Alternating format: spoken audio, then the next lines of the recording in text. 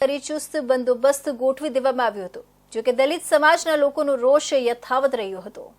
રાજકોટના નાના મવા રોડ પર આવેલા ભીમનગર વિસ્તારની જમીન પીપીપી ધોરણે બિલ્ડરને સોંપવા માટે આરએમસી દ્વારા પ્રક્રિયા હાથ ધરવામાં આવી છે, જેમાં અંદાજિત રૂપિયા 700 કરોડની જગ્યા જેપી કન્સ્ટ્રક્શન બિલ્ડરને સોંપવા કવાયત શરૂ કરવામાં આવી છે।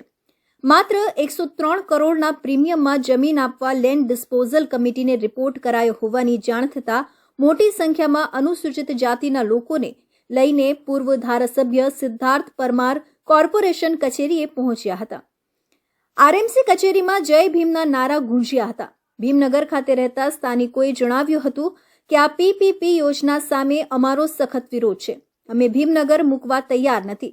ઘણા વર્ષોથી આ વિસ્તારમાં રહીએ છીએ। અહીં બાળકોને મોટા કર્યા છે। એ લોકો બોક્સના ખોખાની જેમ 2-3 બિલ્ડિંગ ઊભી કરી દે, એમાં રહેવા અમે તૈયાર નથી।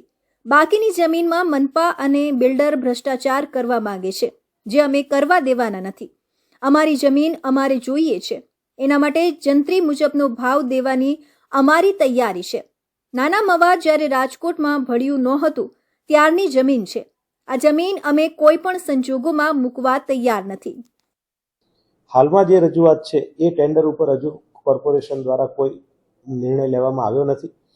હાલ જે આવેદનપત્ર આપેલું છે લોકોની રજૂઆત એવી છે કે આ ટેન્ડર પણ રદ કરવામાં આવે અને પીપીપી યોજનામાં તેઓની સંમતિ નથી। મીનવાઇલ આ બાબતમાં એક હાઈકોર્ટ મેટર પણ થયેલી છે। નામદાર હાઈકોર્ટે તાજેતરમાં એનો એક મીડિયેશનનો ચુકાદો આપેલો છે। આ બાબતને ધ્યાને લઈ ભીમનગરના વિસ્તારના વાસીઓ છે એ અને પીપીપી યોજનાની જે સરકારશ્રીની ગાઈડલાઈન છે તેને ધ્યાને લઈ અને કોર્પોરેશન લતાવાસીઓના હિતોને જે પીપીપી યોજના જ સ્લમ રિહેબિલિટેશન અને ડેવલપમેન્ટ માટે બનાવવામાં આવી છે, તો એ જોગવાઈઓમાં લતાવાસીઓને ના હિતોને કોઈ નુકસાન ન થાય તેને ધ્યાને લઈ અને કોર્પોરેશન ટૂંક સમયમાં ટેન્ડર અન્વયે નિર્ણય કરશે।